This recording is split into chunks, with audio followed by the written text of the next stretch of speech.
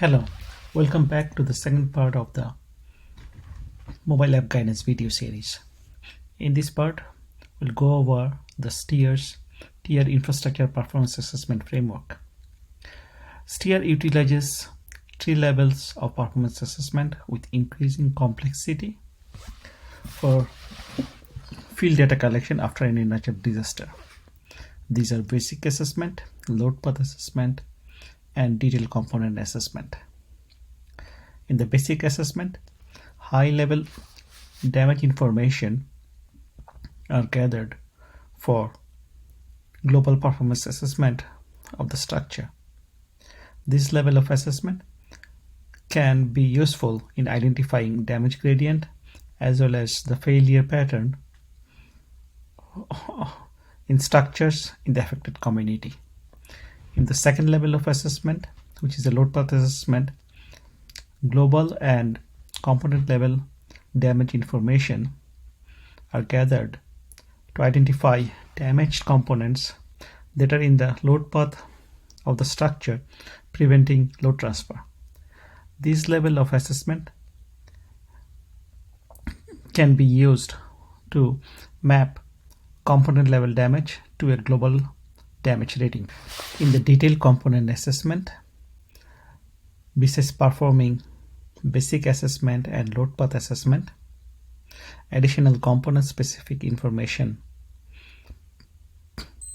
such as specification, dimensional data, on-site non-destructive measurements, LiDAR scanning, as well as samples are gathered for lab investigation. This gathered information can be used for detailed numerical modeling as well as forensic reconstruction of the damaged infrastructure. We will now focus on the basic assessment. Once you open Fulcrum app in your mobile, you will land into homepage dashboard. Under My Work, you can access all apps. Under Quick Links, you can access favorite apps, unsynced records, and draft records. On the bottom navigation bar, you can toggle between home page and settings page. On the top right corner, there is a sync button. We recommend you to use it time to time so that your apps are up to date with any new records gathered in the field, as well as any changes made to the apps at the back end. In the home screen, click on the apps button. It will show you all the apps that you have access to.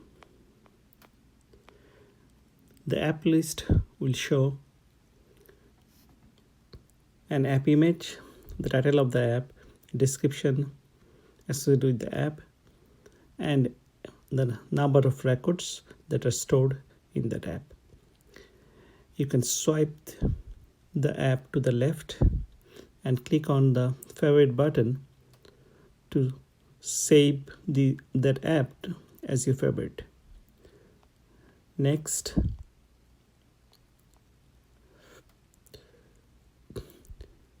by clicking in the favorites, you can access the favorite app that you have saved. Once you click on your favorite app, it will take you to the app's landing page. On top of the screen, you will see the app's name and the sync button. Below the app name, you will find reference files if there is any attached to that app. Click on the reference files and open any of the files that you are interested in. Typically, we attach app guidance and any other relevant documents that will help you in the field data collection. On the bottom navigation bar, there are 4 buttons, either map view or the list view, filter, search, and record. If you are using the list view, you will find all the records created using this app under the All Records button. Now let's create a record. StEER's app data collection follows the sequence presented in the table 2 of the mobile app handbook. The sequences are app selection, general information, supplementary media attachment, facility information, damage information, functionality information, and record update tracking. Note that record update tracking is not available to the field teams. This section is used by the virtual assessor for data enrichment and quality control purpose once data gathering is completed in the field. In the top of the record page, select the project for which you are collecting data.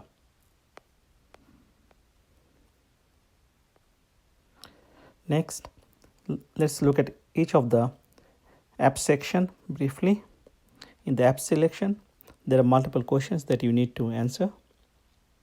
The answer to these questions will dictate what you will see in subsequent sections of your app. Note that these questions are mandatory as marked by the red asterisk. If any of these questions are not completed, the record would be saved as a draft in your device but not in the cloud. Now let's complete this section. For the recognitions level, let's select level 3 first. In the survey category, this will be doing a performance assessment survey. Let's select earthquake here. Let's say we'll be doing a basic assessment for the performance assessment category. And in the facility category, we'll be doing a building assessment. And the inspection type, we can select between these 4 options.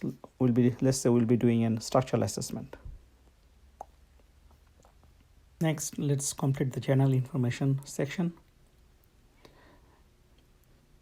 In the general information section, you need to fill up inspector info like inspector name, affiliation. We highly recommend that you complete these fields. The inspection date and time and the facility address are completed automatically by the app. Here, the sampling method and the area assessed are the mandatory fields. Let's complete these fields. The sampling method, there are multiple options to choose from. If you have no idea what each of these stands for, you can go back and get more information clicking on this circled I button. Let's say based on these information, we'll be doing a cluster-based sampling.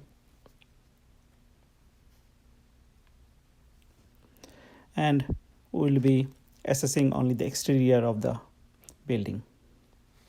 Let's look at the building you are assessing using the locate button. Based on your GPS location, the app will auto-detect the building.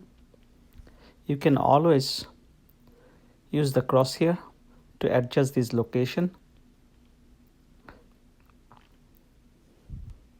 and save it.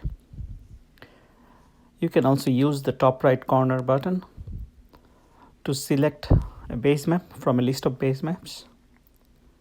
And you can also use the layers button to access any project specific layers such as strong motion network layer, soil classification layer, or any other layers made available to your team.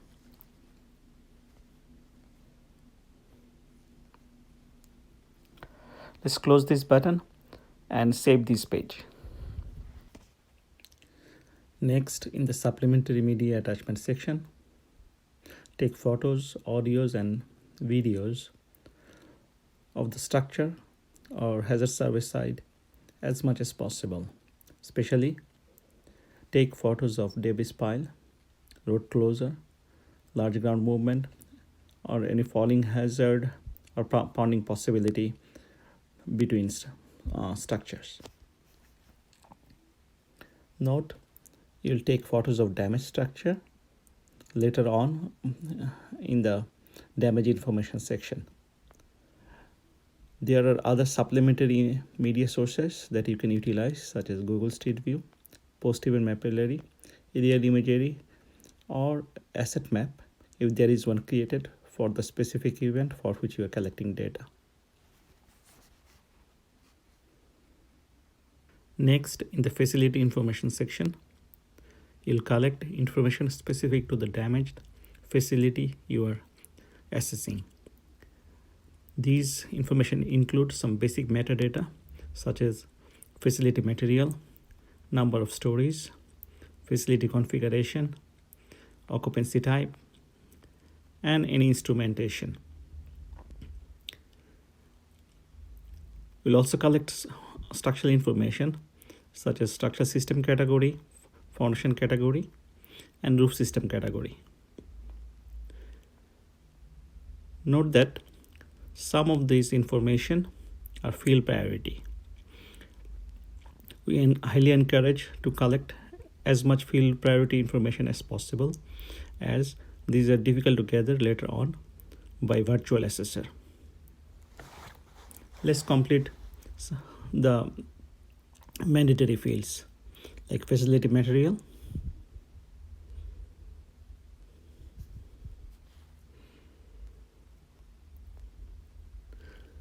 structural system category. Let's say it's a concrete frame with infill masonry shear wall.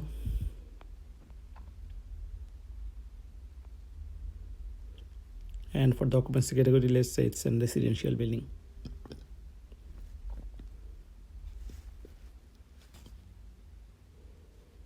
Next, let's go to the damage information section. As a part of the basic assessment, you will take photos of damaged facility, answer some questions what you can see related to the damaged facility, and finally provide a global damage rating. You will take overview photos and detailed photos. For overview photos,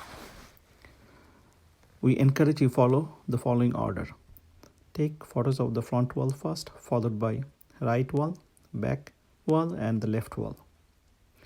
For detailed photos, take close-up photos of visual damage in walls, beams, columns, connections, etc.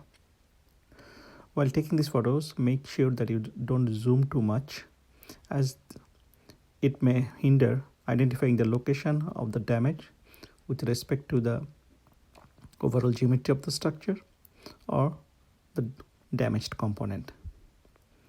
Next, in the observed condition, select all the hazards that you can see at the site. Let's say you observed ground shaking as well as liquefaction, and then answer these questions as much as possible. Finally, based on the observed condition, provide a global damage rating. Let's say based on what you have observed, you have decided that the structure suffered moderate damage.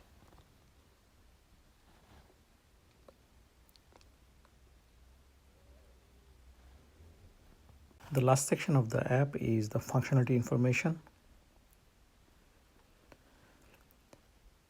You need to answer multiple questions related to observed functionality recovery stages, like stage 1 to stage 4. Once you complete these questions, select the functionality state rating. Consult this information button on functionality state, like functional, unfunctional but reoccupable, and unfunctional. Let's say you decided on the unfunctional functionality state. This concludes the basic assessment of infrastructure following StEER's Tier Performance Assessment Framework.